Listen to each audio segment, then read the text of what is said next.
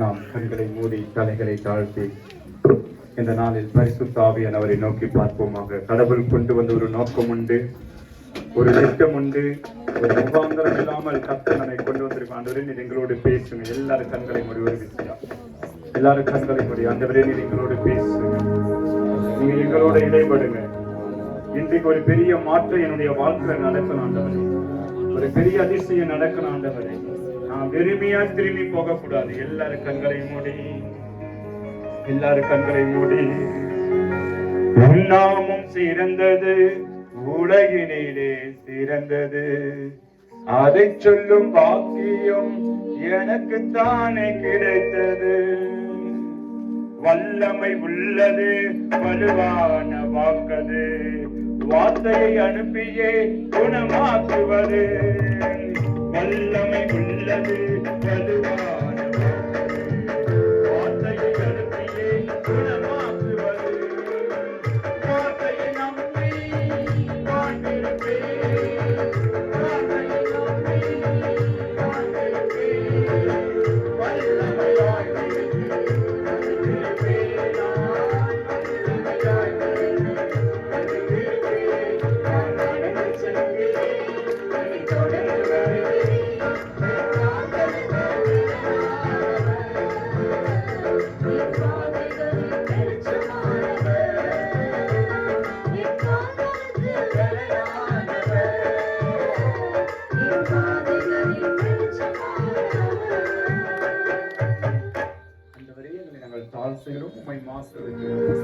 துதி கன மகிமை யாவற்றையும் உங்களுடைய ஒருவருக்கு மாத்திரம்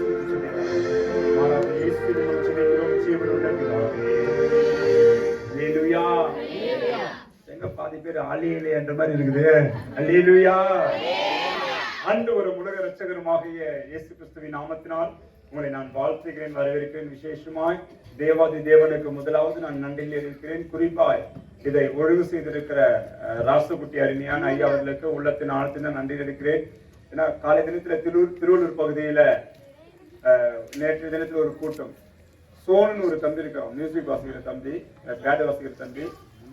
என்ன பண்ணான்னு தெரியல, அண்ணா இது மாதிரி ஐயாவை நாங்க பார்த்தேன், போஸ்டர் பார்த்தேன், அவர் எப்படின்னா வெல்கம் பண்ணுன்னு சொல்லிட்டு இப்ப பண்ணாங்க பாரு, தாழ்த்தப்பட்ட போயிட்டு அட்வான்ஸ் கொடுத்துட்டு எல்லாரும் வர வச்சுக்கிறோம். அவர் பாஸ் பண்ணாரு, ஐயா இது மாதிரிலாம் பண்ணாதா, எப்படியோ ட்ரை பண்ணி அவாய்ட் பண்ணியாச்சு. ஆனா இங்க வந்து நான் மாட்டிக்கினேன். ஆனா கலையை, எங்க காதுல இருக்கிற எல்லாத்தையும் இசைய அப்படியே மயக்கிட்டாங்க. அது மாதிரி ஒரு நம்முடைய வாலிபர்களுக்காக உண்மையாகவே நான் நன்றி எடுக்கிறேன். சரியான ஒரு கலை, உண்மையாகவே நம்முடைய வாலிபர்களுக்காக நான் துதிக்கிறேன். இந்த அளவுக்கு இன்வைட் பண்ணி இருக்கிறாங்க, நான் தேவனை மகிமைப்படுத்துகிறேன். ராஸ்குட்டையாக்காக நான் உண்மையான தேவனை துதிக்கிறேன். அடுத்து நம்ம மத்தியில இயேசு சாலமன் ஐயா அவர்கள் வந்திருக்கிறார், அவர்களுக்காக நான் நன்றி இருக்கிறேன். நம்ம மத்தியில தேவி பிரதையா இருக்கிறாங்க, தேவ் செந்து, குறிப்பாய் ரமேஷ் ஐயா, தம்பி ராஜா, திருப்பதி, எழிலக்கா, நம்ம தம்பிங்க நிறைய பேர் வந்திருக்கிறாங்க. ஊர் பெரியவர்கள், முக்கியமா வாலிப பிள்ளைகள் எல்லாருக்கும் நான் நன்றி சொல்லுகிறேன். ஏன்னா என்னை நேசிக்கிற ஒரு நல்ல சனங்களா நீங்கள் இருக்கிறபடியால் நான் தேவனுக்கு நன்றிகளை எடுக்கிறேன். ஒவ்வொருக்கும் நான் தேங்க்ஸ் சொல்ல முடியாது. எழிலக்கா டீம் எல்லாரும் கொண்டு வந்திருக்கேன். நாங்கள் எங்க போனாலும் இந்த பகுதியில எங்க டீம் தான் சொல்ல முடியும். இந்த நாளில் கூட ஒரு வித்தியாசமான ஒரு தலைப்பில் நாம் தேவனுடைய வார்த்தையை பகிர்ந்து கொள்ள போகிறோம். யோவான் எழுதின சுவிசேஷம் 16வது அதிகாரம் 20வது வசனத்தை நாம் வாசிக்க போகிறோம். மெய்யாகவே மெய்யாகவே நான் உங்களுக்கு சொல்லுகிறேன், மெய்யாகவே மெய்யாகவே நான் உங்களுக்கு சொல்லுகிறேன், நீங்கள் அழுது புலம்புவீர்கள், நீங்கள் அழுது புலம்புவீர்கள், உலகமோ சந்தோஷப்படும், உலகமோ சந்தோஷப்படும், நீங்கள் துக்கப்படுவீர்கள், நீங்கள் துக்கப்படுவீர்கள், ஆனாலும் உங்கள் துக்கம் சந்தோஷமாய் மாறும். உலகில் ஒரு மனிதன் என்னத்தான் பட்டப்படிப்பு படித்திருந்தாலும், மேதையா இருந்தாலும், விஞ்ஞானியா இருந்தாலும், அறிஞனா இருந்தாலும், ஆஸ்திகளோட செல்வாக்குகளோட பேரும் புகழும் பெற்று வாழ்ந்தாலும், அந்த மனிதனுடைய வாழ்க்கையில் ஒரு சின்ன துக்கம் வருமானால், பணமோ பட்டமோ பதவியோ பேரோ புகழோ ஆஸ்தியோ அந்தஸ்தோ உறவுகளோ நண்பர்களோ அவனுடைய துக்கத்தை மாற்ற முடியாது. ஆனா திருமறை வசனம் சொல்கிறது, வேர்ட் ஆஃப் காட், தேவனுடைய வார்த்தை மாத்திரம்தான் துக்கத்தை மாற்ற முடியும். அல்லேலூயா. பைபிள்ல நிறைய பேர் துக்கத்தை ஆண்டவர் மாத்தி இருக்கிறார். ஆனா 3 காரியங்களை மாத்திரம் சொல்லி நான் ஜெபிக்க ஆசைப்படுகிறேன். ஏன்னா இப்பொழுது நான் 10 நிமிஷம் சொன்னா கூட நான் பிரசங்கம் பண்ணி முடிச்சிருவேன். எத்தனை மணிக்கு முடிக்கலாம் அந்த கூட்டத்தை நீங்க ஃபர்ஸ்ட் சொல்லுங்க. చెప్పండిమా. ఇది ఉన్నதான் తెలుగులో తెలియదు, வேற ஒண்ணும் தெரியாது. 11 மணி வரை நடத்துங்க 11 மணி வரையில நடத்தலாம். அப்பதான் சாப்பாடு ரெடி ஆகுமோ? எப்போ ரெடி ஆயிடுச்சு? சூடு பண்ணி தருவீங்களா? நீங்க மட்டும் தான் பாய தருகிறீங்க, மீதி எல்லாருக்கும் என்ன புரியலையாமா? எத்தனை மணிக்கு முடிக்கலாங்க? அம்மா பாக்குது, எனக்கு தூக்கம் வருகிறதுல முடிச்சிடும் பாஸ்டர், எனக்கு தூக்கம் முடிச்சுட்டா நீங்களே புரிஞ்சுக்க வேண்டியதுதான் அப்படின்றாங்க. சொல்லுங்கம்மா, எத்தனை மணிக்கு முடிக்கலாம்? ஏன்னா அந்த புத்தூர் பகுதியில ஒரு உள்ள வில்லேஜ்ல கூட்டினாங்க, ஒரு 6-7 வருஷம் முன்னாடி நைட் ப்ரேயருக்கு. ஒரு அம்மா 11 மணிக்கு வந்தாங்க, பார்த்து மைக் எடுத்து பாடினாங்க, தூங்காமல் ஜெபிக்க வரும். 12 மணிக்கு என் கையில மைக் கொடுக்குறாங்க, பின்னாடி ஒரு சவுண்ட் வருது, தூங்காமல் ஜெபிக்க வரும் தாங்கப்பா பாட்டி எப்போ பின்னாடி உட்காந்து தூங்கிட்டு உட்காந்துக்குது. அது மாதிரி கதை இங்க நடந்துடக்கூடாது இல்லையா? அதனால தான் கேட்கறேன், எத்தனை மணிக்கு முடிக்கலாம்? உங்க விருப்பம், உள்ளத்தின் ஆழத்தில் இருந்து சொல்லுங்க. உங்க விருப்பம், மனசுக்குள்ள எவ்வளவு திட்டிய முடிக்கலன்னா சரிங்க. கொடுக்கப்பட்ட ஒரு தந்தை ராஜா சொன்னார், 1 மணி நேரத்துல முடிச்சலாம் சொல்லி. இந்த நாளில் உங்கள் துக்கம் சந்தோஷமாய் மாறும். எப்பொழுது டைமிங் நமக்கு முக்கியம். நான் எப்பவுமே லேட்டா தான் வரும், அது வேற விஷயம். வரும்போது தான் நான் மாட்டிக்குவேன். ஒரு முறை இப்படிப்பட்ட ஒரு கூட்டத்திற்கு ஒரு பாஸ்டர் வந்திருந்தார். பாஸ்டர் வந்திருந்தாரு. என்னாச்சுன்னா, நல்லா பிரசங்கம், கொடுக்கப்பட்ட டைம் 1 மணி நேரம். ஆனா பிரசங்கத்திலயும் மொக்க போட்டாரு. ஒரு இன்ட்ரெஸ்டிங்காவும் கிடையாது. நிறைய பேர் வந்தாங்க, டைம் ஆயிடுச்சு. இப்ப லாஸ்ட்ல ஆல்டர்கள் கொடுப்பாங்க, நான் கடைசியில் கொடுப்பேன். எல்லாரும் கண்ண மூடி உப்பு கொடுங்க, கத்து ஓடிய போது, மந்திரம் ஓடிய போது, ஆண்டு வெளிப்படுத்த பிறகு கண்டிப்பா நான் எல்லாம் மீட்டிங் சொல்லுவேன். இப்படி என்ன பண்ணாங்க, டைமிங் 2 மணி நேரம் எடுத்துட்டாரு. எல்லாருக்கும் பசி மயக்கம், பஸ்ஸுக்கு போனோம், தூரம் போனோம், தாங்க முடியல. எல்லாரும் எழுந்து நில்லுங்க அப்படின்னு சொல்லிட்டு எழுப்பி நிக்க வச்சுட்ட, கண்ணை மூட்டை இன்னும் கொஞ்சம் 1/2 மணி நேரம் எடுத்துட்டாரு. யாருன்னா நிப்பாங்கன்ற, நீ நிப்பிய பஸ்ட ஓடுறீங்களா? அது மாதிரி கண்ணை 3 நேரம் தான், கண்ணை திறக்கல, மியூசிக் வாசித்து இருக்கிறாங்க. அவங்க கூட பார்த்து பார்த்தா சவுண்டு குறைய ஆரம்பிச்சிச்சு. கண்ணை திறந்து பார்த்தா எல்லாருமே போயிட்டு இருக்கிறாங்க. ஸ்டேஜ் மேல இவர் மட்டும் தான் நின்னுக்கிறாரு. கீழே ஒரு பையன் நின்னுக்கிறான். ஐயா ஒரே சந்தோஷம், பரவாயில்ல இவ்வளவு பேர் வந்தாங்க விட்டு இந்த வாலிப பையனா வந்து ரசிக்கப்பட்டுக்கிறானே, ஜெபம் பண்றதுக்குறானே, வா எப்பான்னு கூப்பிட்டாராம். அந்த பையன் சொன்னா, நீயாச்சும் வந்துக்கிறியே, வா உனக்கு ஜெபம் பண்ணு. அந்த பையன் பாஸ் பண்ணா, பாஸ்டர் நான் அதுக்கெல்லாம் ஒண்ணு வெயிட் பண்ணல, நீ பேசிக்கிற மைக்கு எந்து அது கொடுத்தா நான் எப்ப எடுத்து ஓட்டு வரேன் வெயிட் பண்ணி காட்டுட்டான். நல்ல நம்ம ஆட்கள் மாதிரி சந்தி தம்பி வந்து சோதர சொல்றான், அதனால நான் தச்சேன். சரி, இந்த நாளில் யாருடைய துக்கங்கள்லாம் மாறினது? முதலாவது காரியம் 1 சாமுவேல் 1வது அதிகாரம் வசனங்கள் 1-2 நாம் 3 வாசிக்க போகிறோம். எப்பிராயீம் மலை தேசத்தில் இருக்கிற சோப்பீம் எனப்பட்ட ராமதாயீம் ஊரானாகிய ஒரு மனுஷன் இருந்தான். அவனுக்கு எல்கானா என்று பெயர். அவன் எப்பிரேயனாகிய சூப்புக்கு பிறந்த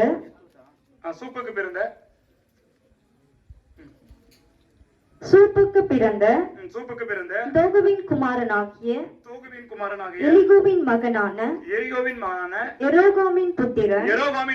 அவனுக்கு 2 மனைவிகள் இருந்தார்கள். ஒருத்தி பேர் அன்னாள், மற்றவர் பேர் பெண்ணினாள். பெண்ணினாளுக்கு பிள்ளைகள் இருந்தார்கள். அன்னாளுக்கோ பிள்ளை இல்லை. அன்னாளுக்கு இங்க யாரு கொடுத்தா? எல்கானாவுடைய மனைவி பெயர் என்னன்னா 2 பேர் இருக்கிறாங்க. யாரு சொல்லலாம்? ஃபர்ஸ்ட் யார் பேர் சொல்லப்பட்டிருக்குது? அடுத்து பெனினாள். ஒண்ணு வச்சுக்கின்னு சமாளிக்கிறதே கஷ்டம் இல்ல, அதுக்கு வந்தாலே பரலோகம் பண்ண மாட்டோம். இப்ப 2 பேர். ஆனா பெனினாளுக்கு பிள்ளைகள் இருந்தார்கள், அன்னாளுக்கு அந்த நாட்கள்லாம் குழந்தைகள் என்ன பண்ணுவாங்க? கேவலமா பேசுவாங்க, ஒரு நல்லதுக்கு எடுத்து கூப்பிட மாட்டாங்க, ஒரு மாதிரி மட்டுப்படுத்துவாங்க, இழிவுபடுத்துவாங்க, கேவலப்படுத்துவாங்க. ஆனா இந்த அம்மா வருடம் ஆராதனை பண்றதுக்கு, பலி செலுத்துவதற்கு, பண்டிகை கொண்டாவதற்கு போவாங்க. எல்லாரும் புசித்து குடித்து வெறித்து சந்தோஷமா இருப்பாங்க. ஆனா இந்த அம்மா மட்டும் துக்கமா இருப்பாங்க. காரணம், எப்ப பார்த்தாலும் அண்ணால இந்த பெரிய பண்ணுவாங்க. பாரு, எனக்கு 10 பிள்ளைங்க இருக்கிறாங்க, ஆனா பைபிள் தூக்கின்னு வர்றேன், ஆனா ஆராதனை வர்றேன், பத்தியா உனக்கு ஆண்டு அற்புதம் செய்தார, கேவலப்படுத்துவாங்க. இந்த அம்மாவுடைய காரணம்னா, யாரு என்ன சொன்னாலும் பெருசா ஏற்றுக்க மாட்டாங்க. சொந்த குடும்பத்தாரு உன் மனசை காயப்படுத்தினா அந்த இடத்துல உன்னால சாப்பிட முடியுமா? தூங்க முடியுமா? ஒருத்தர் முகத்தை பார்க்க முடியுமா? எப்படிப்பட்ட ஒரு சூழ்நிலை இருந்து கொஞ்சம் யோசித்து பாருங்க. அப்படின்னு நொந்து போனாங்க, துக்கப்பட்டாங்க. உடனே அவங்க ஹஸ்பண்ட் வந்து, அம்மா நீ அதெல்லாம் மனசுல வச்சுக்காத, இந்த 10 பிள்ளைங்கிற அதை காட்ட நீ ஸ்பெஷல், அதெல்லாம் ஏத்துக்க முடியல. ஏன்னா திருமுறை வசனம் சொல்லுகிறது, உலகம் கொடுக்கிற சமாதானம் அல்ல என்னுடைய சமாதானத்தையே. உடனே இந்த அம்மா என்ன பண்ணாங்க? ஈட்டிக்கு போட்டியா நான் பாரு, அவளுக்கு விட மாட்டேன், குழந்தை ஒண்ணு பெத்து காத்து நிக்க வச்சு அசிங்கப்படுத்துற அப்படின்னு நினைக்கல. நேரா பலிபீடத்துக்கு முன்பாக வந்தாங்க.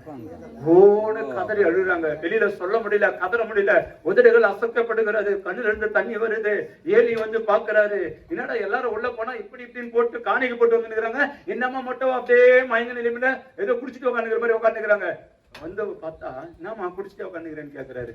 அந்த அம்மா சொல்றாங்க, நீங்க வாசிக்க வரும்போது அதுல 15வது வசனத்துல வாசிக்கும் பொழுது, நான் மன கிளேசம் இல்ல ஸ்திரீ, நான் திராட்சை ரசமாகிலும் மதுவாகிலும் குடிக்கவில்லை, கர்த்தருடைய சந்ததியில் அந்த அம்மா சொல்றாங்க, ஐயா என் குடும்பத்தால் நான் தள்ளப்பட்ட நிலைமையில் வந்திருக்கிறேன், என் குடும்பத்தால் நான் புறக்கணிக்கப்பட்ட நிலைமையில் வந்திருக்கிறேன், என் குடும்பத்தால் பேசின வார்த்தை என்னால் சாப்பிட முடியவில்லை, அவர்கள் பேசின காரியம் என் இருதயத்தை உடைக்கப்பட்டிருக்கிறது, நிம்மதியாக தூங்க முடியவில்லை, எங்க போட்டுன்னு தெரியாம தான் நான் சர்ச்சைக்கு வந்திருக்கிறேன், நான் கூட்டத்துக்கு வந்திருக்கிறேன், நான் பலிபீடத்துக்கு முன்ன வந்திருக்கிறேன், நான் ஜெபமான வந்திருக்கிறேன், என்ன போயிட்டு நீங்க ஊழியர்கள் தப்பா போட்டுருக்கிறீங்களே அப்படியாம சொல்லிட்டு உடனே ஏலியோடு ஆண்டவர் பேச ஆரம்பித்தார். அதன் பிறகுதான் 18வது வசனம் சொல்லுகிறது,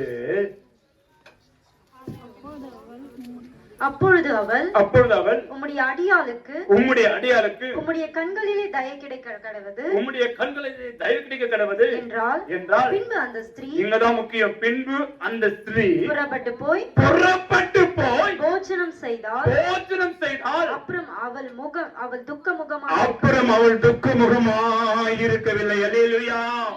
இந்த கூட்டத்துக்கு வந்திருக்கிற பிள்ளைய நீ ஏதோ ஒரு துக்கத்தோட வந்திருக்கிற, என்னால படிக்க முடியல, எனக்கு பீஸ் கட்ட முடியல, வீடு கட்ட முடியல, திருமணம் நடக்கல, வேலை கிடைக்கல, ஊழியம் செய்ய முடியல, வியாதி மாறல, நிம்மதி இல்ல, கண்ணீர், போராட்டம், உபத்திரவம், தோல்வி, வெறுமை, தள்ளப்பட்ட நிலைமை, கைவிடப்பட்ட நிலைமை, ஆறுதல் இல்லாதபடி மன சஞ்சலத்தோட, மன கிளேசத்தோட, ஏதோ ஒரு கண்ணீரோட வந்திருக்கலாம், ஏதோ ஒரு அங்கலைப்போட வந்திருக்கலாம், ஏதோ ஒரு எதிர்பார்ப்போட வந்திருக்கலாம், சொல்ல முடியாத துயரத்தோட வந்திருக்கலாம். அன்னாளின் துக்கத்தை மாற்றின தேவன் உங்கள் துக்கத்தை மாற்ற அவர் வல்லமுள்ளவராய் இருக்கிறார். அன்னாருடைய துக்கம் மாறத்துக்கு ஒரே ஒரு 4 காரியம் தான். முதலாவது காரியம் 1 சாமுவேல் 1:10 நீங்கள் வாசிக்கும் பொழுது அவள் அழுது ஜெபித்தாள் என்று சொல்லப்பட்டிருக்கிறது. 1 சாமுவேல் 1:11 இரண்டாவது காரியம் சேனைகளின் கர்த்தாவே என்று ஆராதித்து ஜெபித்தாளாம். 3வது காரியம் அதே 11வது வசனத்துல பொருத்தனை செய்து ஜெபித்தாள். ஆண்டவரே, எனக்கு நீங்க ஒரு குழந்தையை கொடுத்த நான் சீன் போட மாட்டேன், அந்த குழந்தையை நானு ஊழியத்துக்கே மிஷனரிக்கே பாஸ்டாவே ஒப்பு கொடுத்துறேன்னு சொல்லிட்டு ஒப்பு கொடுத்தாங்க. 4வது காரியம் 18வது வசனம் சொல்லுகிறது, அவள் காத்திருந்தாள். கர்த்தர் ஒரு அழகான ஆண் குழந்தையை கொடுத்து, யார் கேவலமா பேசினாங்களோ, யாரு கேலி பண்ணாங்களோ, யார் அந்த மகளை உபத்திரப்படுத்தினார்களோ, எதனால அந்த மகள் நிம்மதியை இருந்தாலோ அதே இடத்துல துக்கத்தை கர்த்தர் சந்தோஷமாய் மாட்டினார். உங்களுடைய வாழ்க்கையில உங்களுடைய துக்கங்கள் மாற வேண்டுமானால் நீங்கள் ஜெபிக்கிறவர்களாக மாற வேண்டும், கண்ணீர் வடிக்கிறவர்களாக மாற வேண்டும், ஆண்டவருடைய சமூகத்தில் வந்து நிற்கிறவர்களாக மாறும் பொழுது, ஜெபிக்கும் பொழுது ஆண்டவர் உங்கள் துக்கத்தை சந்தோஷமாய் மாற்றுவார். ஜபம் அப்படின்னா யூப்ரில பலால் என்று அர்த்தமா, பலால்னா பிரார்த்தனை, இல்லைன்னா இங்கிலீஷ்ல பிரேயர்னு சொல்றோம். அப்போ அன்னாளின் துக்கத்தை மாற்றினவர் உங்கள் துக்கத்தை மாற்ற வல்லமுள்ளவரா இருக்கிறார். பைபிள்ல 2 விதமான அன்னாள் இருக்கிறாங்க தெரியுமா?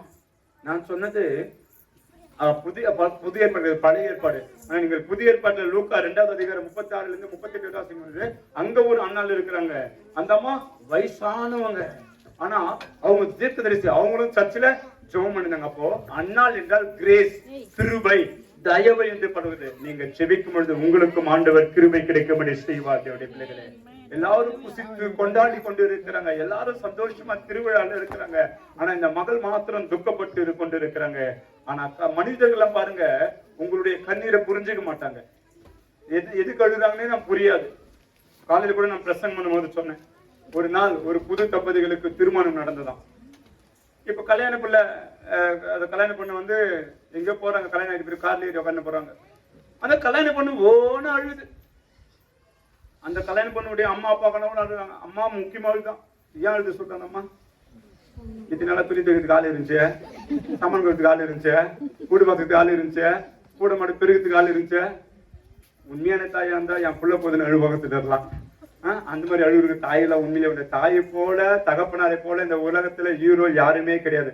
நான் அப்படிதான் சொல்ல முடியும். அவங்கதான் உனக்கு ஹீரோவே இந்த உலகத்திற்கு. கடவுளுக்கு அடுத்த ஸ்தானத்தில் பார்க்கும்போது பாரு, அந்த அம்மா அழுது கார்ல. சின்ன பையன் ஒருத்தன் பார்த்துட்டான், டாடி டாடி, அந்த ஆண்டி புறம் திரும்பி எழுதுறாங்க.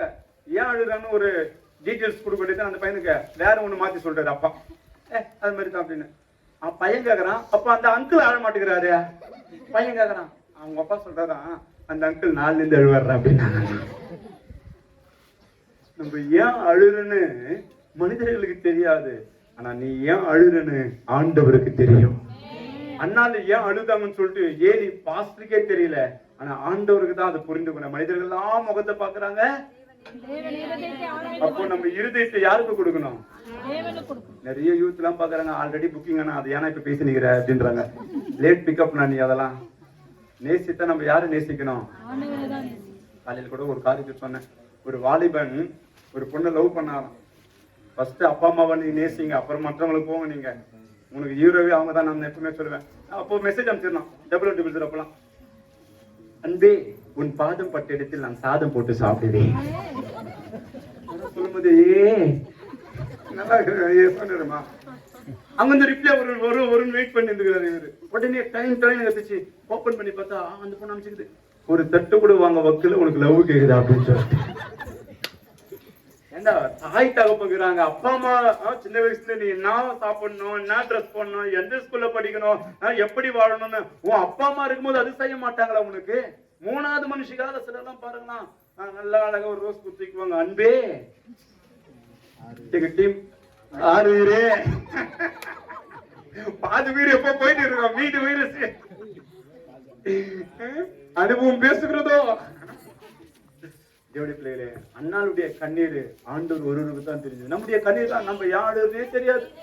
சிலர்லாம் தப்பா புரிஞ்சுக்குவாங்க. ஒரு நாள் ஒரு பெரியவர் அவருடைய மகளை திருமணம் செய்து கொடுத்தார். கல்யாணம் முடிஞ்சிச்சு, தாலி கட்டிட்டாரு மாப்பிள்ள. பொண்ணு கொடுத்தவரு ஸ்டவ்ல எடுத்து போட்டுக்கணும். இந்த மாப்பிள்ள சார் பார்த்துட்டு என்னடா எங்க மாமனார் பொண்ணு கொடுத்துட்டு ஒப்பாரி வச்சிருக்கிறாரு, மாலை கொடுக்கட்டும். மாமா நீ அழாத, நீ கலங்காத, நீ துக்கப்படாத, உங்க பொண்ணு நான் கண் கலங்காம பாத்துக்கிறேன். மாப்பிளுடைய மாமனார் சொன்னாரா, மாப்பிள்ள என் பொண்ணு நினைச்சால ஒண்ணு நினைச்சுட்டாரு அப்படின்னா. இத்தனை நாளா நான் வச்சு பார்த்தேன், இனிமே உங்க அதை யோசித்து பார்த்தேன் அப்படின்னா.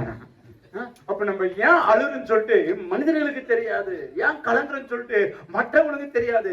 ஆனா உன் கண்ணீரை கண்ட தேவன் ஆண்டவராக இயேசு ஒருவர் மாத்திரம், யெகோவா தேவன் மாத்திரம்தான். இந்த அண்ணாளுடைய கண்ணீரை கண்ட தேவன் உங்கள் கண்ணீரை மாற்ற ஆண்டவர் வல்லமுள்ளவரா இருக்கிற. பரலமா அண்ணால போல ஆலயத்தில் அழுது நான் ஜெபித்திடுவேன். கடலை தட்டி அண்ணால போல ஆலயத்தில் அழுது நான் ஜெபித்திடுவேன். எங்களுக்கும் சந்தோஷமா மாறுவதை ஜெபித்திடுவேன். சொல்லுங்க, எங்களுக்கும் சந்தோஷமா மாறுவதை ஜெபித்திடுவேன். சொல்லு, யாக்கோப போல நான் போராடுவேன், பெரியாவ போல நான் ஜெபித்திடுவேன். யாக்கோப போல நான் போராடுவேன், பெரியாவ போல நான் ஜெபித்திடுவேன். விடமாட்டேன் யாக்கோப போல நான் விடவே மாட்டேன். சொல்லுங்க, விடமாட்டேன் யாக்கோப போல நான் விடவே மாட்டேன். அப்ப முதலாவது கர்த்தர் யாருடைய கண்ணீரை மாத்தினார்? புரியலமா? அண்ணாளுடைய கண்ணீரை மாற்றினார். அண்ணாள் என்றால் கிருபை, தயவு, கிரேஸ் என்று சொல்லப்பட்டிருக்கிறது. சரி, 2வது கடவுள் யாருடைய கண்ணீரை மாற்றினார், யாருடைய துக்கத்தை மாற்றினார்? 1 நாளாகமம் 4வது அதிகாரம் 9வது வசனம் 10வது வசனத்தை நாம் வாசிக்க போகிறோம். யாபேஸ் தன் சகோதரரை பார்க்கிலும் கனம் பெற்றவனாய் இருந்தான். அவன் தாய் தன் துக்கத்தோடு அவனை பெற்றேன் என்று சொல்லி அவனுக்கு யாபேஸ் என்று பெயரிட்டாள். யாபேஸ் இஸ்ரவேலின் தேவனை நோக்கி தேவரீர் என்னை ஆசீர்வதித்து, முதலாவது காரியம் தேவரீர் என்னை ஆசீர்வதித்து என் எல்லையை பெரிதாக்கி உமது கரம் என்னோடு இருந்து தீங்கு என்னை துக்கப்படுத்தாதபடிக்கு அதற்கு என்னை விலக்கி காத்தருளும் என்று வேண்டிக் கொண்டான்.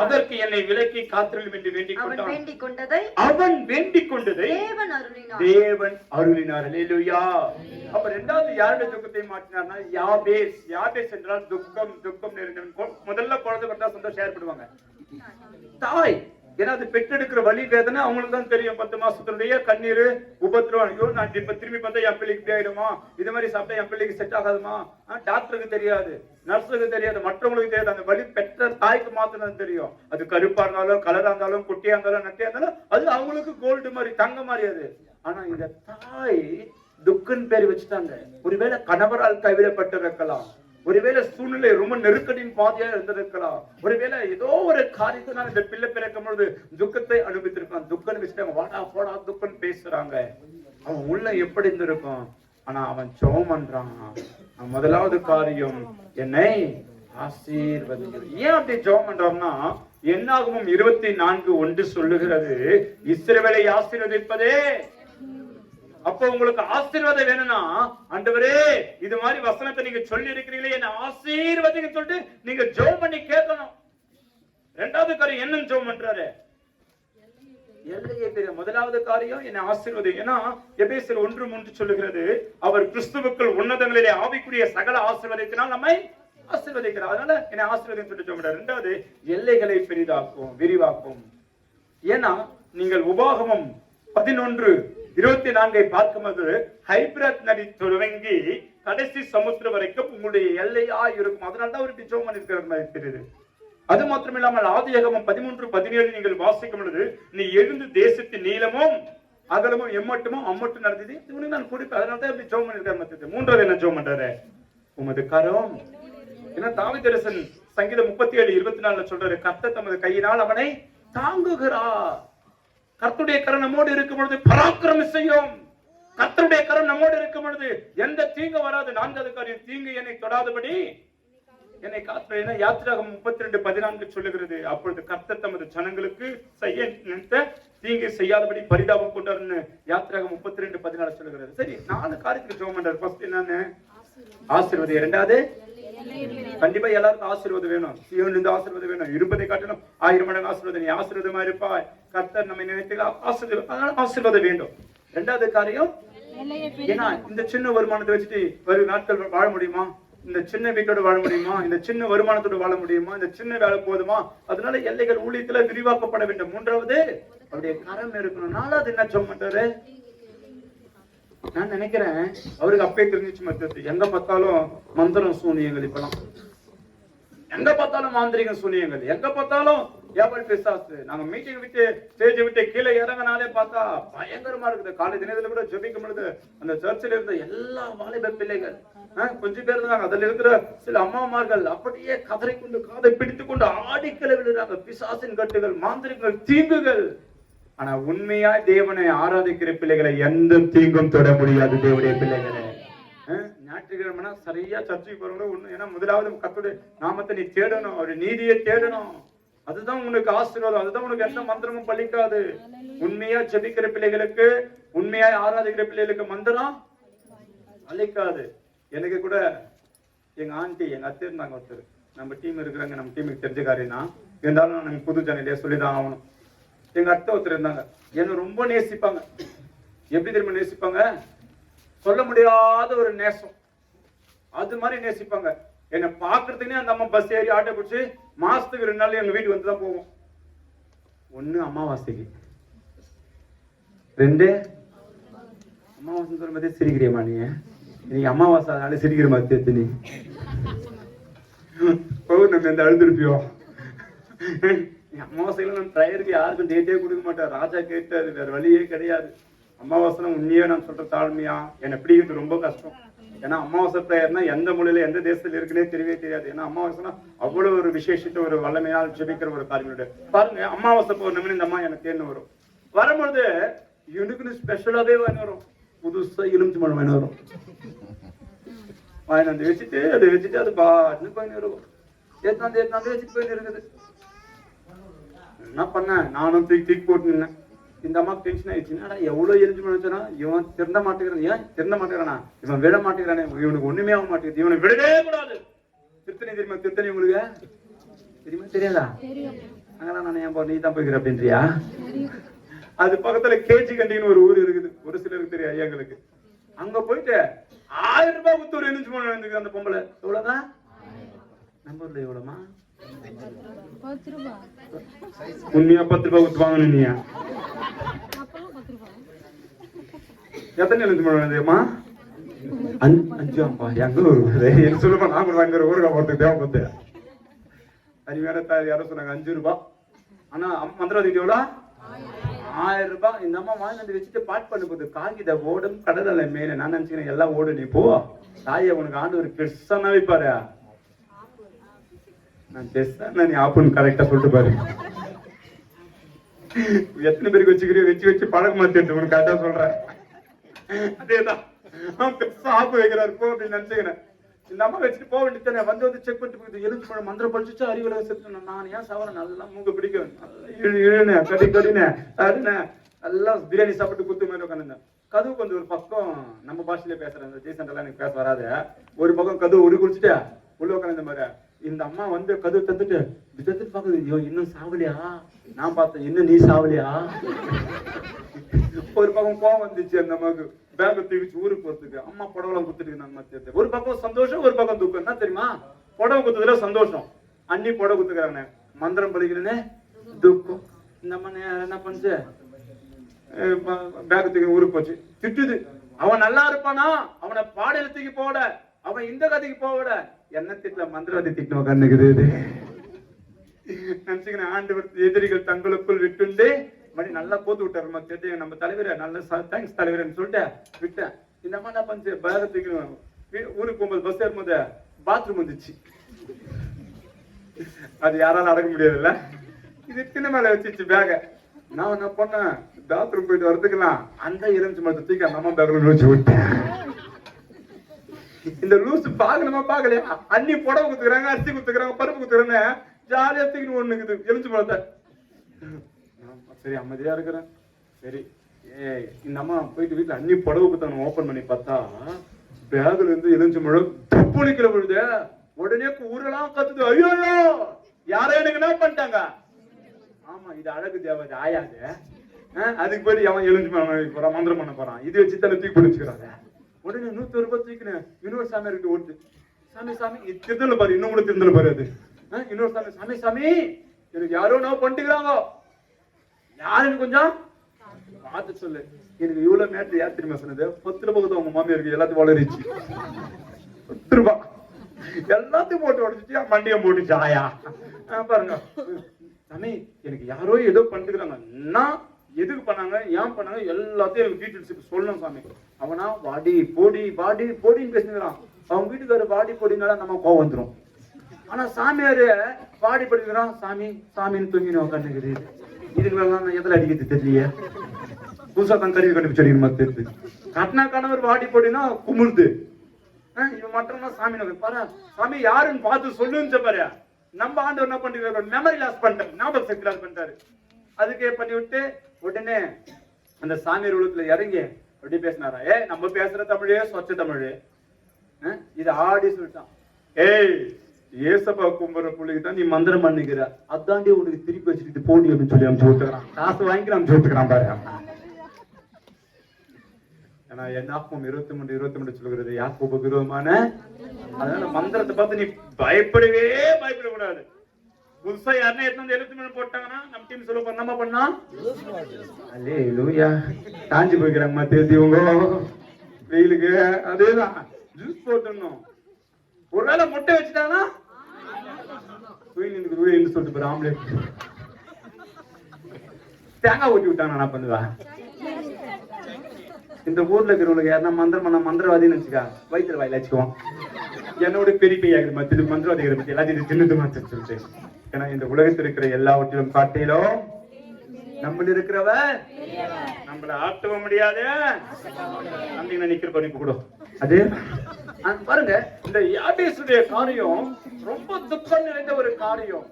அவனுடைய வாழ்க்கையில எல்லாரும் ஒரு மாதிரி பேசிருப்பாங்க, வாடா போடா துக்கம் சொல்லிட்டு. ஆனா என்ன நடந்தது? அவன் முட்டி போட்டு 4 லைன் ஜோமனா கர்த்தர் அவனுடைய துக்கத்தை மாற்றினான். ஒருவேளை கடந்த காலத்தை வச்சு இந்நாளை வச்சு நாளைக்கு கூட இதே மாதிரி தான் இருக்குன்னு சொல்லிட்டு எடை போடாத. ஒரே நிமிஷத்துல காற்றையும் கடலையும் அடக்கினவர் பிரச்சனையை மாற்ற வல்லமுள்ளவராயிருக்கிறார். ஒரே நிமிஷத்துல செத்த பணத்தை உயிரோடு எழுப்பினவர் உனக்கு அற்புதத்தை செய்ய வல்லமுள்ளவராயிருக்கிறார். மந்திரவாதிகளை அலறபடி செய்த தேவன் உன் துக்கத்தை மாற்ற வல்லமுள்ளவராய் இருக்கிறார். அதனால உங்க துக்கத்தை ஆண்டவர் என்ன பண்ணுவாருங்க? சந்தோஷமாய் மாற்ற அவர் வல்லமுள்ளவராய் இருக்கிறார். அதனால எதை குறித்து நீங்க கலங்காதீங்க. இன்றைக்குதான் உங்க மத்தியில ஒரு ஊழியக்காரனா நின்று நான் பேசின்னு இருக்கிறேன். என் ஊழியம் எது தெரியுமா? சர்ச்சில் பெருகி நான் தான் பாய் போடுவேன், ஊழியக்காருக்கு நான் தான் தண்ணி எடுத்து கொடுப்பேன், பெட்ரோல் மாஸ்ல தூக்கிட்டு போவேன், பஜனை போகும்போது, கேரல் ரெண்டு போகும்போது. அன்னைக்கு ஒரு நாள் ஒரு பையன் எனக்கு கேள்வி பண்ணிட்டான், பெருகினே இருக்கிறேன், நேரம் வந்த என்ன மச்சான் சாமி ரைட் மாதிரி அப்படின்ட்டான். எனக்கு கோவம் வந்துச்சு. நல்ல வேலை தோட்டத்துல அவன் அடிக்காத விட்டேன். நானு அப்படியே போட்டேன்.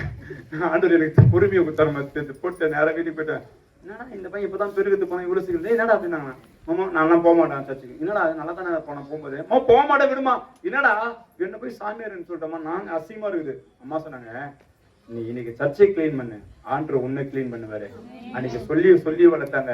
இன்னைக்கு எல்லா கெட்ட பழக்க வழக்கத்துக்கு ஆண்டவர் என்னை விலக்கி ஒரு ஊழியக்காரனை உங்க நடுவில் நிறுத்தி வைக்கிறார். தேவடைய பிள்ளைங்களை, நீங்க உங்க பிள்ளைங்களை சர்ச்சில் போயிட்டு அந்த மாதிரி வேலையை செய்ய சொல்லி பாருங்க. ஒரு நிச்சயமா ஆண்டவர் மாற்றுவார்.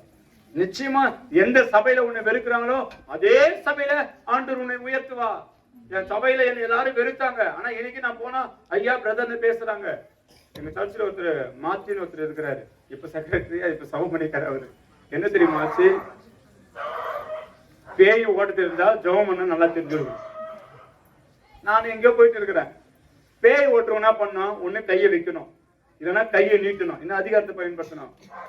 ஒரு அம்மா உட்காந்து கத்திரிக்குது, பேய் பிடிச்சிங்க ஸ்கிரீனை தொங்க விட்டியா போ பேயனா எப்படி போவோம்? பையன் மட்டும் கூட அசிஸ்டன்ட் அவர் கூட்டு போய்க்கிறாரு பத்தாத்துக்கு. ஒரு நானும் ஸ்ரீதரையா நந்த வந்து இருக்கிறோம். அறிவா கரெக்டா வந்து ரொம்ப துக்கமா இருந்தான். என்னடா இதை ஓட்ட முடியல, ஆண்டுதாவ பார்த்து உன்னை தள்ளி வந்துக்கிறாரு வா அப்படின்னாரு. சரி நான் போன அந்த ஸ்கிரீனை தள்ளன. தண்ணி ஏத்துன்னு வாங்கினேன், ஜோம் பண்றதுக்கு தண்ணி ஏத்துன்னு வந்தாங்க. தண்ணி ஜெபம் பண்ணி இருக்கிறேன், தண்ணி எடுத்துட்டு ஜெபம் பண்ணி நான் அடிக்கிறதுக்கலாம். அவர் ஆர்வல இயேசுவின் ரத்தம் ஜெயின் அந்த அம்மா மேல அடிக்கிறதுக்கு ஏன் மேல அடிச்சாரு அவரு. ஆர்வ கோளாறு. நம்முடைய வாழ்க்கை சில நேரம் எடா கூடமா நடக்கும், ஆனாலும் நம்முடைய இருதயத்தை ஆண்டவர் பார்க்கின்ற தேவனாக இருக்கிறார். அதனால நம்முடைய துக்கம் ஆண்டவர் நிச்சயமாய் மாற்ற வல்லவர் இருக்கிறார். அதனால மனுஷங்க இப்படி பேசுறாங்க, அப்படி பேசுறாங்க, இப்படி சொல்றாங்க, நான் இவ்வளவு ஜெபம் பண்றேன், அப்ப கூட என் வாழ்க்கை அந்த பிரச்சனை மாறலன்னு சொல்லிட்டு நீங்க நினைக்காது. ஆண்டவர் நிச்சயமாய் மாற்றுவார். ஒரு குடும்பத்துல அதாச்சும் ஒரு ஹஸ்பண்ட் ஒரு ஒய்ஃப் இருந்தாங்க, சரியான சண்டை போட்டுவாங்க, எப்ப பார்த்தாலும் அடிதடிதான். நம்ம டீம் வாயை திறக்காதீங்க நீங்க, ஓகேங்களா? சரியான சண்டை, ஐயாவும் அம்மாவும் சண்டை போட்டுக்கிறாங்க. அதாச்சும் எப்படி தெரியுமா சண்டை போட்டுக்கிறாங்க?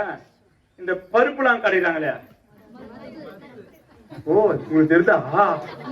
தெரியுமா செக் பண்ண, நான் இப்படின்னு தான் சொன்னேன். ஒருவேளை வேற எதனா கழிவு தான் சொல்லியிருப்பேன், உடனே மத்துட்டு போயிட்டு கரெக்டா சொல்ற நீ. அந்த மத்துலயே செம்ம அடி வாங்குறாங்க, அடிச்சுக்கிறாங்க. ஐயா ஜெயிச்சிருப்பாங்களா அம்மா ஜெயிச்சிருப்பாங்களா? அவங்களே உண்மை வச்சுக்கிறாங்க, நீ ஏன் வாய் தடுக்கிற? சமாளிக்கிறிய வந்து ஐயா நான் ஜெயிச்சிருப்பேன், நான் ஒத்து மட்டும் போய் சொல்றேன். அதெல்லாம் 1947 இவங்களே உண்மை வச்சுக்கிறாங்க, சமாளிச்சு நோக்கிறாரு. ஓ திரும்ப குடும்பம் உன்னை யார் சொல்ல சொன்னீங்க? சப்போர்ட் பண்ணாத அப்படியே நான் சப்போர்ட் பண்றேன் உனக்கு. பாருங்க சரியான அடி, எதுல சரியான அடி தாங்க முடியல. வெளியே நேரா போலீஸ் ஸ்டேஷன் போயிட்டாரு. சார் எங்க மனைவி எடுத்து வச்சுட்டாங்க. ஒரு முறை 2 முறை 3 முறை சொல்ற காதுல போட்டுக்கிற போலீஸ்கார். என்னையா பிரச்சனை? ஐயோ இந்த ஆளு வேற சொல்ல முடியலையே, எத்தனை 3 முறை சொல்றேன் கூட காது கேட்க மாட்டேங்குது. சார் எங்க மனைவி மத்திலே வச்சுட்டாங்க சார், அவன் மேல கேஸ் போடுங்க சார். மத்தில வச்சுட்டாங்களா? மத்தில வச்சுட்டாங்களா? ஆமா சார் மத்தில வச்சுட்டாங்க, கேஸ் போடுங்க சார். திரும்ப வந்து அடிச்சுட்டு போறான். உடனே வந்து அந்த ஐயா பார்த்தாரன் கீழே மேல, யோ நீனா என்கிட்ட வந்து கம்ப்ளைண்ட் பண்ற, நான் யார்கிட்ட போய் கம்ப்ளைண்ட் பண்றேன்னு. நீ நினைச்சுன்னு இருக்கிற இங்க போனா துக்கம் மாறிடும், அங்க போனா துக்கம் மாறிடும், இங்க போனா பிரச்சனை மாறிடும். எங்க இல்ல, பலிபீடத்துக்கு முன்பாக சபைக்கால வந்து ஆராதித்தால் மாத்திரம் துக்கத்தை மாற்ற முடியும், சந்தோஷமாய் மாறும். அப்போ ஆண்டவர் முதலாவது யாருடைய துக்கத்தை மாற்றினார்? இரண்டாவது இதுவரை நடந்ததெல்லாம் மறந்துரு, இது ஒரு பெரிய காட்சி கஷ்டம் செய்ய போகிறார். கடந்ததை நினைத்து கடங்காதே, நடந்ததை மறந்து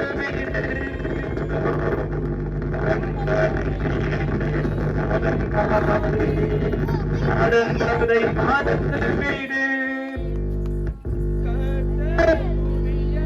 செய்திடுவா நீ காண்பாய்.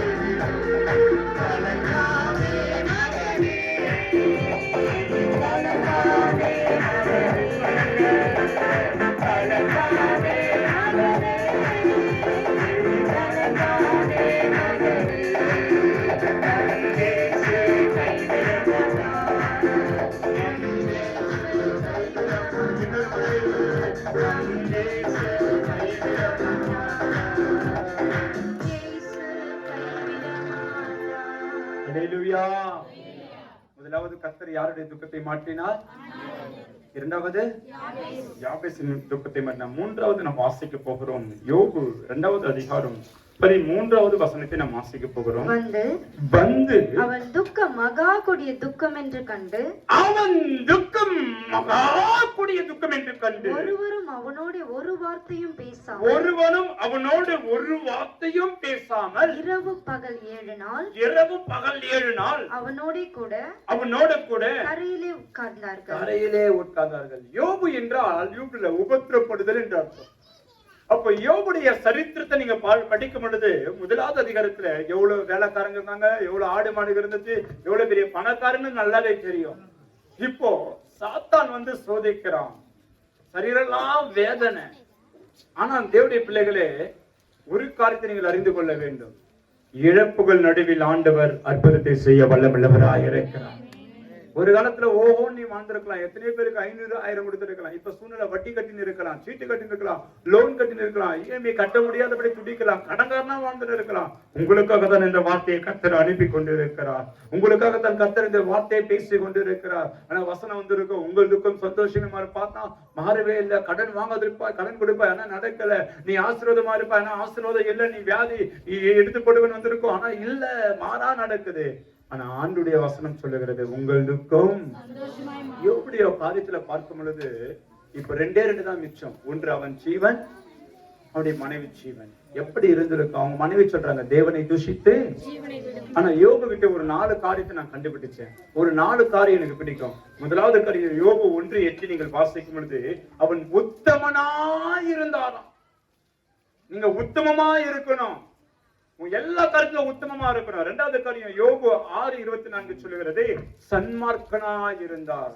அதாச்சு எதெல்லாம் நான் தப்பு பண்ணிட்டா சொல்லுங்க, நான் மாத்திக்கிறேன். சொல்லுமா எதுக்கத்தாலும் பொய் சொத்தியும்.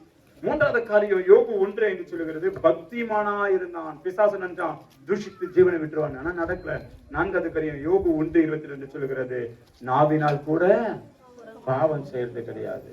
4 காரியம் எனக்கு யோபு கிட்ட பிடிக்கும். பாருங்க, அண்ணாளுக்கு ஒரு 4 காரியம், யாபேசுக்கு ஒரு 4 காரியம், யோபு கிட்ட ஒரு 4 காரியம். அது மாத்திரம் இல்லாம யோபு எப்படி தெரியுமா, தான் பிள்ளைங்க தப்பு பண்றாங்களோ இல்லையோ, ஒருவேளை தவறி தப்பு பண்ணிட்டு பலிபீடத்துக்கு முன்பாக பலி செலுத்துவது வழக்கமாய் காணப்பட்டது. அருமையான தாய் தகப்பனாரு பிள்ளைங்களுக்கு நல்ல ட்ரெஸ் வாங்கி கொடுங்க, நல்ல படிப்பு கொடுங்க, நல்ல காரு பங்களா வாங்கி கொடுங்க, நல்ல வேலை வாங்கி கொடுங்க, நல்ல திருமணம் செய்துருங்க. நான் தப்பே சொல்லல. பரிசுத்தமா வாழ்றாங்களா?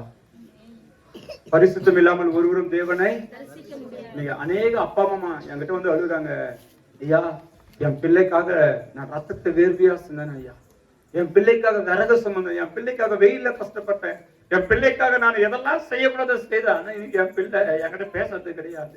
என் பிள்ளை என்னை எதிர்த்து பேசுறான், என் பிள்ளை என்னை மதிக்கிறது கிடையாது, என் பிள்ளை இன்னும் சாப்பிட்டு கூட கேட்கறது கிடையாது, என் பிள்ளை ஒரு ரூபாய் கூட கொடுக்கறது கிடையாது, என் பிள்ளை எல்லார் மத்தியில நல்லா இருக்கிறான், ஆனா என்ன பார்த்தா முடியும் கீரியும் பாம்பு மாதிரி பாக்குறான். நாங்க அப்பா அம்மானாலே ஆக மாட்டேங்குது, எங்களை பார்த்தாலே எங்க முன்னாடி நிக்காதுன்றான், நாங்க வந்தாலே நீ அப்பா அம்மா இல்லைன்றான், நாங்க வந்தாலே என்னை ஏன் பெத்தன்னு கேட்கறான். அருமையான தாய் தகப்பனாரு, நீங்க பண்ண ஒரே ஒரு தப்புனா தெரியுமா, கஷ்டத்தை சொல்லி வளர்க்கல. உங்க பிள்ளைங்களுக்கு நான் கஷ்டத்தை கொடுன்னு சொல்லல, ஒரு சாப்பாட்டுடைய வேலையை சொல்லி கொடுங்க. மகன் இன்னைக்கெல்லாம் நம்ம உழைக்கிறது இந்த ஜான் வயிற்றுக்காக தான் மகனே. அந்த சாப்பாட்டை நீ வந்து அனாவசியமா பேசாத, தள்ளாத, எட்டி உதைக்காத, அதனுடைய இதுவே ரத்தத்தை வேர்வேசத்தை புரிஞ்சுக்கோ அப்படின்னு சொல்லணும். நீ என்ன பண்ற? எத்தனையோ பீஸ் கட்டணும்னு சொல்லிட்டு போயிட்டு வட்டி மேல வட்டி வேணும் கட்டு பிள்ளைக்கு எல்லாத்தையும் ஏதோ செய்யணும்னு நினைக்கிற. ஆனா அந்த கஷ்டம் அவனுக்கு தெரியல. எத்தனையோ நாள் நீங்க தனிமையில உட்காந்து தூங்காத, ஐயோ நாளைக்கு என் பிள்ளைக்கு என்ன பண்ணணும், என் மகளுக்கு என்ன பண்ணணும், என் மகனுக்கு என்ன பண்ணணும், அது எங்க போய் நிற்கும், அது அசிங்கப்பட்டு சொல்லி நீ நினைக்கிற. ஆனா உன் பிள்ளைக்கு சொல்லி கொடுத்தியா? சாப்பாட்டுடைய வேலையை சொல்லி கொடுங்க. ஒரு நாள் 1 மணி நேரம் உன் பிள்ளை வீட்டுக்கு லேட்டா வந்தா என்னாச்சோ ஏதாச்சும் சொல்லிட்டு அங்கலாய்க்கிறாயே. உன் பிள்ளைய பிசாசுகிட்ட காலம் முழுக்க நரகத்துல விட்டு நீ என்ன சந்தோஷமா இருக்க போகிற? நீ வாழ்றதே உங்க பிள்ளைகளுக்காக தான், நீங்க வாழ்றதே உங்க தாய் தகப்பனாருக்காக தான். அதை விட்டு போயிட்டு உன் இஷ்டமா போகிற அருமையான தம்பி தங்கச்சி, எனக்கு இருந்தாலும் உனக்காக கதறுகிறது உன் தாய் தகப்பன் மாத்திரமா என்பதை மறந்து போகாது. இன்னைக்கு வந்தவங்க உனக்கு பெருசா, நேற்று வந்தவங்க உனக்கு பெருசா, புதுசா பார்த்து உனக்கு பெருசா? அவங்க அழகுல மயங்க இருக்கிற, அவங்க பணத்துல மயங்க இருக்கிற. ஆனா உனக்காக அவங்க அழகை இழந்து நிக்கிறாங்க, உனக்காக எல்லாத்தையும் இழந்து நிக்கிறாங்க, அனாதை போல நிக்கிறாங்க. நீ நல்லா இருக்கணும்னு சொல்லிட்டுதான் அவர்களுக்காக நீ என்ன செய்தா? நீ கஞ்சி ஊத்துறாங்க எதிர்பார்க்க, நீ நல்லா இருக்கு எதிர்பார்க்கிறாங்க. ஆனா அவங்களை கஷ்டப்படுத்தாத. எத்தனையோ வாலிப பிள்ளைங்க இன்னைக்கு கெட்ட பழக்க வழக்கத்திற்கு ஓடி இருக்கிறாங்க. மொபைல அசிங்கத்தை ஆபாசத்தை பார்த்துட்டு ஹிஸ்டரியை கிளியர் பண்ணிட்டு இருக்கிறாங்க. சரீர ரீதியான பிரச்சனை, பால் உறவினால் பிரச்சனை, துன்மார்க்கமா போய் இருக்கிறாங்க. காரணம் தாய் தகப்பனா. ஞாயிற்றுக்கிழமை நீ சர்ச்சுக்கு தானே போய் ஆகணும், வேற எங்கும் போக கூடாது நீ கத்து கொடுத்தீங்கன்னா இன்னைக்கு உன் பிள்ளை கெட்ட பழக்க வழக்கத்துக்கு போயிருக்காது. உன் பிள்ளை சண்டே கிளாஸ்ல விபிஎஸ்ல உட்காந்துன்னா உன்னை கனம் பண்ணி இருக்கும், வசனத்துக்கு கீழ்ப்படிந்து இருக்கும். பாஸ்டர்னா இவங்க சொல்லிட்டு சொல்லி கொடுத்திருப்பாங்க. ஆனா பரவாயில்ல, அவன் ஞாயிற்றுக்கிழமை தானே ஃப்ரெண்ட்ஸும் கூட போறான், சினிமாக்கு போறான்னு அனுப்பிச்சு விட்டேன். அருமையான தம்பி, சினிமா உனக்கு ஆபாசத்தை அசிங்கத்தை தான் கற்றுக் கொடுக்கும். ஆனா யாரையும் குறை சொல்ல விரும்பல. இன்னைக்கு பாருங்க, நம்ம 100 ரூபாய் ஒரு 500 ரூபாய்க்கு ஒரு நாள் தான் கஷ்டப்படுறோம். நம்ம காசை வச்சுட்டு அவன் நல்லா ஏசி கார்ல போறான், அவன் பில்டிங்கா கண்டு இருக்கிறான். இன்னும் நம்ம வீடு மாறல, இன்னும் நம்ம சூழ்நிலை மாறல, இன்னும் நம்முடைய வாழ்க்கை மாறல. ஆனா அவன் மாறின்னு போயினே இருக்கிறான். அறிந்து கொள்ளுங்க, எனக்கு சினிமாவனால உன் வாழ்க்கை முன்னேற முடியாது, சீரியனால உன் வாழ்க்கை முன்னேற முடியாது. அதெல்லாம் ஒரு என்டர்டைன்மெண்ட் தான், அவ்வளவுதான், டைம் பாஸ் முடிஞ்சிச்சு. இன்னைக்கு உன்னுடைய காரியத்துல உன் தாய் தகப்பனார கனமண்டத்து கத்துங்க. தயவு செய்து உன்னை நான் கையெழுத்து கும்பிடுறேன். எனக்கு இருந்தாலும் உனக்காக பரிதபிக்கிற ஒரே ஜீவன் உன் தாய் தகப்பன் தான். நாட்கள் ரொம்ப பொல்லாவதா இருக்குது. எல்லாரும் உன்னை பகைச்சாலும் நீ தப்பு பண்ணாலும் பகைக்காதவங்க அவங்க ஒருத்தர் தான். அவங்கள நீ இழந்துட்டுனா திரும்ப பெற முடியாது. ஒரிஜினல் தாய் தகப்பன் மாதிரி என்னைக்குமே யாராலும் வர முடியாது. அதனால யோபு என்ன பண்ணுவான்னா, தன் பிள்ளைங்க தப்பு பட்டாங்களா இல்லையா பலிபீடத்துக்கு முன்பாக போய், ஆனா ஒரே நாள்ல எல்லாரும் செத்துட்டாங்க. அந்த குடும்பத்துல சாவு, சொத்து போச்சு, வீடு போச்சு, நகை போச்சு, அவன் ஆஸ்தி போச்சு, வேலைக்காரங்க போயிட்டாங்க, ஆடு மாடு எல்லாமே போச்சு. எல்லாரும் என்ன சொல்றாங்க, ஆனா மீட்டிங் ஓடுவான், ஆனா கடவுள் கத்தரன்னு ஓடுவான், பிச்சைக்கார மாதிரி நிக்கிறான்னு சொல்லி கேவலமா பேசியிருப்பாங்க. ஒருவேளை ஒரு காலத்துல ஓஹோன்னு இருப்ப.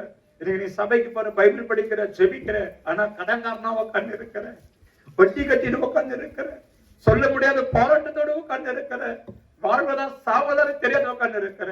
ஆனா ஒரு நாள் வரும், நீ பட்ட துன்பத்திற்கு கர்த்தர் உன் துக்கத்தை சந்தோஷமாய் மாற்ற விரும்புகிறார். யாரெல்லாம் உன்னை அசிங்கப்படுத்தினார்களோ, யாரெல்லாம் உன்னை அவமானப்படுத்தினார்களோ, யாரெல்லாம் உன்னை காயப்படுத்தினார்களோ, அவர்கள் நடுவில் கர்த்தர் உன்னை உயர்த்த வல்லவராய் இருக்கிறார். அல்லேலூயா. என்ன பிரச்சனை வந்தாலும், என்ன போராட்டம் வந்தாலும், என்ன துக்கம் வந்தாலும் நம்ம யாருக்கு சொல்லணும்? சொல்லுங்க. சங்கீதம் 55:22 சொல்கிறது, கர்த்தர் மேல் அவர் உன்னை, அதுதான் முக்கியம். மற்றவங்க வந்து சொல்லி கத்துறவங்க 1 ரூபாய் 10 ரூபாய் கொடுத்த ஆண்டவர் அப்படிப்பட்ட தேவன் கிடையவே கிடையாது. அதனால்தான் அண்ணாவின் துக்கத்தை மாற்றினார், அதனால்தான் யாபேசின் துக்கத்தை மாற்றினார், அதனால்தான் யோபுவின் துக்கத்தை மாற்றினார். ஒரு வீட்டுல ஒரு கணவன் மனைவி இருந்தாங்க, ரொம்ப சந்தோஷமா தான் இருந்தாங்க. ஆனா ஜெபிக்கிற பிள்ளைங்கள் வைராக்கியம் கசப்ப நீங்க வச்சுக்க கூடாது. தேவடைய பிள்ளைங்களே, ஒரு நாள் என்ன ஆச்சுன்னா, ஐயாக்கு ஆபீஸ்ல இருந்து போன் வந்துச்சு, ஒரு மெயில் இமிடியேட்டா சென்ட் பண்ணோம் பாஸ், நீங்க உடனே கிளம்பி வாங்கினேன். ஐயா வந்தாரு, பைக் எடுத்தாரு, பைக் ஸ்டார்ட் ஆகல, 10 முறை அடிச்சு கால் வலி எடுத்துச்சு. அவங்க மனைவி வந்தாங்க, வாட்டா என்ன பிரச்சனைன்னு கேட்டாங்க. பைக் ஸ்டார்ட் ஆக மாட்டேங்குது, காலை கேட்டுனாங்க. ஐயா சொல்றாரு, ஆம்பளை என்னாலே முடியல, நீ லேடிஸ் என்ன பண்ண காலை ஏறு. அந்த அம்மா வந்து சரி எத்தாரு பயந்துக்குன்னு இந்த அம்மா 10 முறை அடிச்சு ஒர்க் அவுட். இந்த அம்மா என்ன பண்ண போறாங்க, வந்தாங்க ஒரே ஒரு அடிச்சமே வண்டி ஸ்டார்ட் ஆயிடுச்சு. பரவாயில்ல, தூங்கி இருந்தில்ல, அதனால தான் எழுப்பினவங்க. நான் தூங்கி இருப்பா, நானும் பார்த்துருப்பேன். வண்டி ஸ்டார்ட் ஆயிடுச்சு. ஐயா பாக்குறாரு, 10 முறை அடிச்சேன் என் ஸ்ட்ரென்த்துக்கு, ஸ்டார்ட் ஆகல, ஒரே அடி. ஏடி பண்ண என்னடி மாயம் வந்துடலாம், ஒண்ணும் கிடையாது, எப்படி ஸ்டார்ட் சொல்லுவான். ஒண்ணு இல்ல, எங்க மாமியார் நினைச்சுன்னு ஒரே அடி அடிச்சேன், அந்த வண்டி ஸ்டார்ட் ஆயிடுச்சு. இன்னைக்கு அப்படிதான் வைராக்கியம் கஷ்டப்ப உள்ள வச்சுக்கணும். இன்னைக்கு அப்படியே சோத்திரம். சிலர்லாம் பாருங்க எப்படி தெரியுமா இருப்பாங்க, அநேகருடைய வாழ்க்கை உள்ள வந்தா ஸ்தோத்திரம், வெளியில போனா கரெக்டா சொல்ற, உள்ள வந்தா சபையில பாஸ்டர் அந்த அம்மா பத்தி தப்பு தப்பா பேசாதீங்க. அந்த அம்மா வந்து சர்ச்சில் வந்து பாருங்க, முட்டி போட்டு குனிஞ்சு அழுது எப்படிலாம் ஜெபம் வந்து அந்த அம்மா போய் தப்பா பேசுறீங்க. ஆனா அதே அம்மாவை வீட்டுல போய் பாருங்க, எப்படி குனி வச்சு குமா குத்துதுன்னு சொல்றேன். உள்ள வந்தா அந்நிய பாஷை, வெளியில போனா எங்கம்மா கத்துன்னு வரீங்க, எங்களுக்கு சொல்லி எனக்கு தெரிய மாட்டேங்குது. ட்ரைனிங்கா? ஆமா ஆமா, எம்மா தாயா. உள்ள வந்தா ஸ்தோத்திரம், வெளியில வந்தா உள்ள வந்தா ஜெப வேற, வெளியில வந்தா உள்ள வந்தா அந்நிய பாஷை, வெளியில போனா சபைக்குள்ள பேசுற நீ அந்நிய பாஷை, சபை வெளியில பேசுற நீ கெட்ட பாஷை, சபைக்குள்ள பேசுற நீ அந்நிய பாஷை, சபை வெளியில பேசுற நீ கெட்ட பாஷை, சபைக்குள்ள உன் பேரு ஜெபவீர, சபைக்குள்ள உன் பேரு ஜெபவீர, சபை வெளியில உன் பேரு சந்தேகக்கார, சபை வெளியில உன் பேரு இருக்குது. நல்லதான் சுரமா மியூசிக் இது ரசிச்சா இல்ல என்ன ரசிச்சான்னு தெரியல, நல்லா கை தட்டுச்சு, நல்லா தான் தட்டுச்சு. இந்த சண்டைக்காரின்னு சொன்ன பாரு, விட்ட தொடத்துல வச்சிருக்க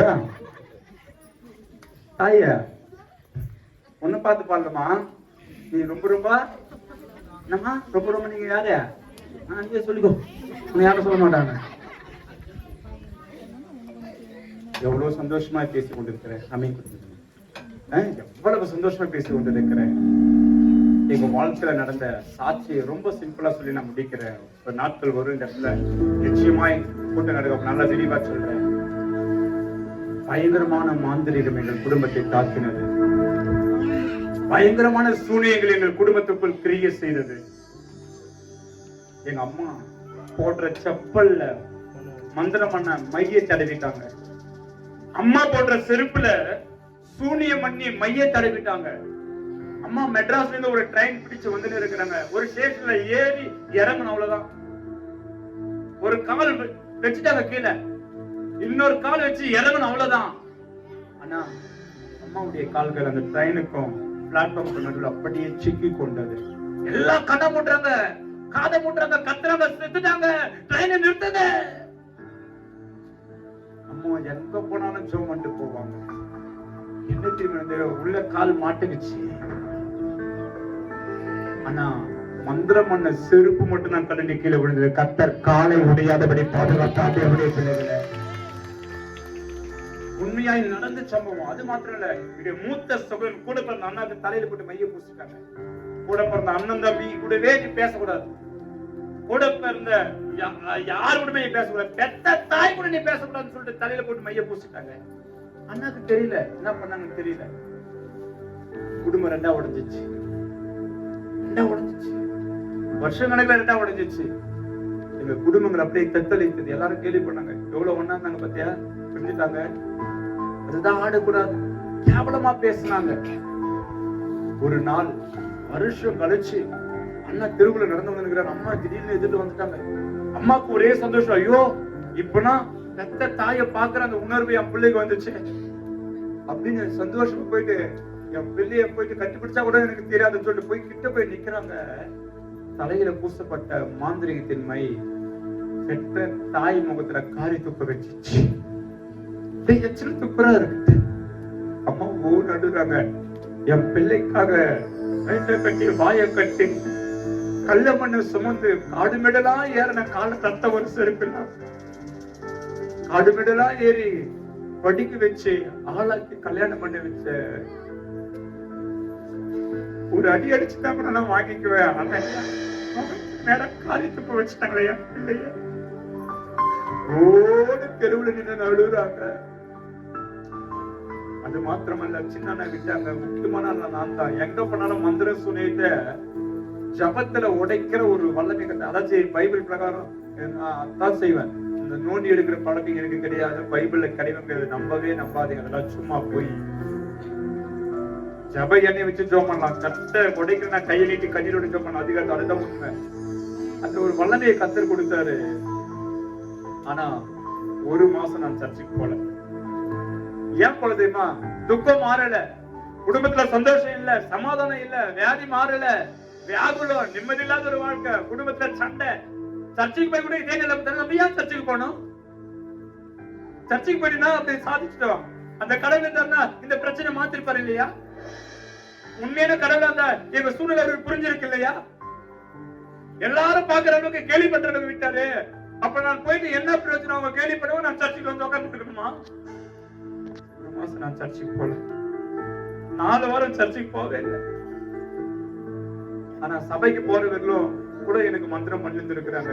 எனக்கு தெரியல, எனக்காக ஜெபிக்கிற கூட்டம் சர்ச்சில் இருந்திருக்கிறாங்க. நிறைய அக்காங்க, ஆண்டிங்க, அம்மாங்கெல்லாம் எனக்காக ஜெபிக்கிறவங்க சர்ச்சில் இருந்திருக்கிறாங்க. எனக்கு தெரியல. ஆனா எனக்கு சபையை விட்டு நான் நின்னனும். அந்த மாந்திரிகம் என்னை தாக்க ஆரம்பித்தது. அந்த சூனியம் என்னை தாக்க ஆரம்பித்தது.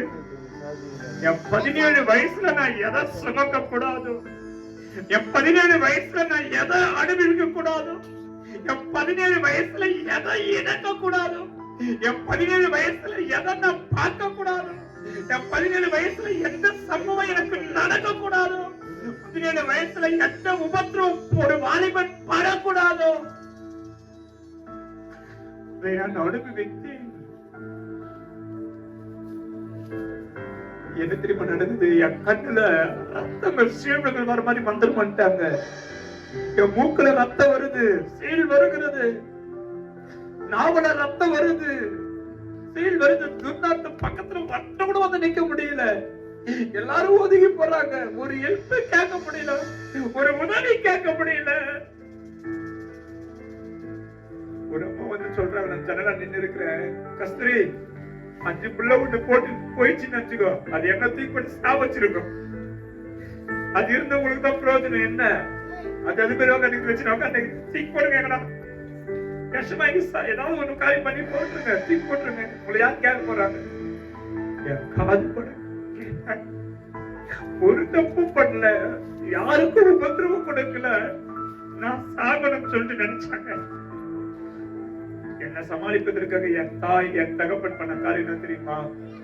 பா, உனக்கு அம்மை போட்டுக்குது, உனக்கு கண்ணி சோக, அதனால நாங்க பச்சை போடணும், ஒரு சில காரியத்தை செய்யணும், என்ன பண்ண சட்டெல்லாம் கழுட்டுனாங்க. எனக்கு தெரியல, 17 வயசுல அப்பா அம்மா சொல்றாங்க சட்டை கழுட்டேன், ட்ரெஸ் கழுட்டு வேணும் கழுட்டேன். இடுப்புல ஒரு டவல் மட்டும் தான் கட்டினாங்க. கட்டிட்டு எங்க மாட்டு கொட்டாயில தீப்பட்டாங்க. ஐயா, ஒரு கிளாஸ் தண்ணிக்கு அழுவேன். நான் தண்ணிதாங்க. 1 மணி நேரம் யாரும் கொடுக்க மாட்டாங்க. ஒருவேளை சாப்பாட்டுக்கு அப்பா அப்பா என்று அழுவேன். காலையில சாப்பாடு மத்தியானம் கொடுப்பாங்க, மத்தியானம் சாப்பாடு நைட்டு சொன்னா சாப்பாடு கூட கொடுக்க மாட்டாங்க. அம்மாவாசை பௌர்ணமி வந்தால் என் கழுத்தை யாரோ நெருக்குவது போல் காணப்படும். அமாவாசை பௌர்ணமி வந்தால் என் சரீரத்தில் அங்கங்க ஊசியில் குத்துவது போல் காணப்படும். அந்த மச்சுவர் இருக்கும் செம்மண்ணு மாட்டிக்கொண்டே அப்படி தலை அடிச்சு அழுவன், ரத்தம் அப்படி.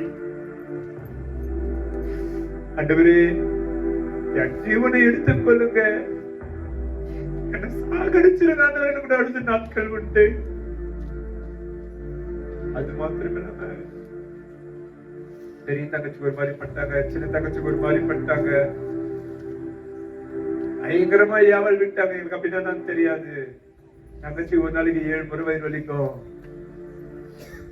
பாத்ரூம் போனா ரத்தமா ஒரு அம்மா கிட்ட அழுதுட்டா, என்ன சாகடிச்சிருக்கோம், என்ன சாகடிச்சிருக்க, செத்து பண்ண பணத்தை வச்சு அழுகுறாங்க. அது மாதிரி அழ ஆரம்பிச்சுட்டாங்க. ஹாஸ்பிட்டல்லாம் எல்லாரும் வந்து பாக்குறாங்க, இது பணத்தை வச்சு அழுகுறாங்கன்னு சொல்லிட்டு சத்தா சாகத்து தகச்சு கொண்டு வீட்டுல போட்டாச்சு. ஒரு நாள் செத்து போன பிணத்தை போல இருந்த எனக்கு நேராய் ஒரு சத்தம், மகனே எழுந்தது.